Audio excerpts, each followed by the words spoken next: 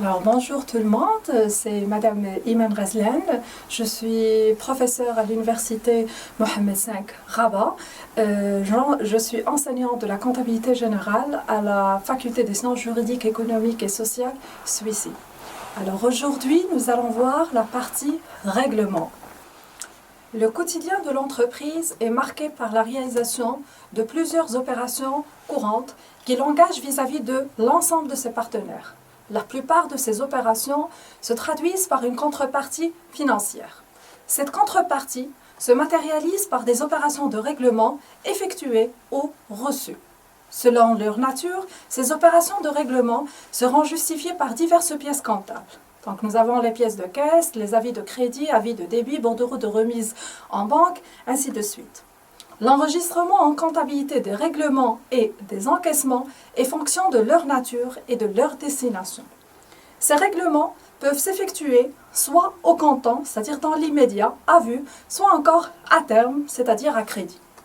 Les règlements en comptant, notamment dans l'immédiat, sont en général effectués soit par caisse, soit par chèque bancaire ou postaux, ou encore par virement bancaire ou postaux. Ils doivent être constatés en comptabilité dès l'émission de l'avis de paiement, c'est-à-dire qu'on n'a pas besoin d'attendre l'avis de débit de la banque ou du CCP.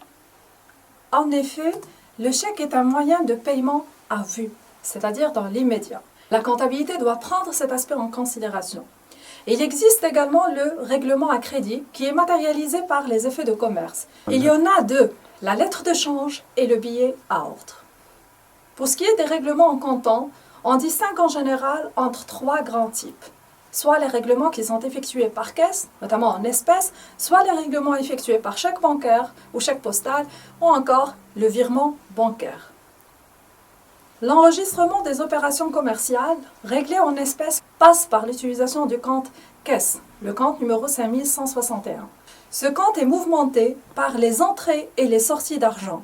Il est débité du montant des espèces encaissées par l'entreprise et il est crédité par le montant des espèces qui sont décaissées par l'entreprise. Par ailleurs, le paiement par chèque bancaire ou postal doit être enregistré en comptabilité dès l'émission du chèque. Trois cas de figure peuvent se présenter. Le premier cas de figure, lorsque les chèques sont tirés par l'entreprise, soit pour son propre compte lorsqu'il s'agit d'un retrait, soit pour le compte des tiers, notamment pour le paiement. Et ces chèques viennent en diminution de son avoir en banque à leur date d'émission. Le deuxième cas de figure, c'est lorsque les chèques reçus et qui ne sont pas encore remis à l'encaissement viennent en augmentation des chèques en portefeuille.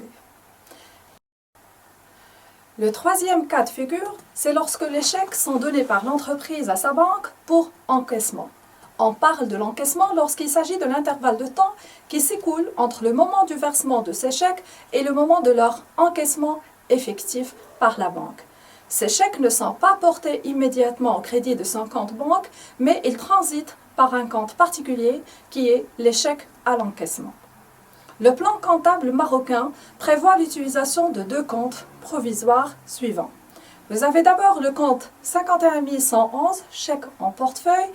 Ce compte enregistre les chèques reçus par l'entreprise et conservés dans son portefeuille en attendant qu'ils soient présentés à l'encaissement. Le deuxième compte, c'est le compte 51 112, chèques à l'encaissement. Il enregistre les chèques remis à la banque ou au CCP pour l'encaissement dans l'attente de la réception de l'avis du crédit.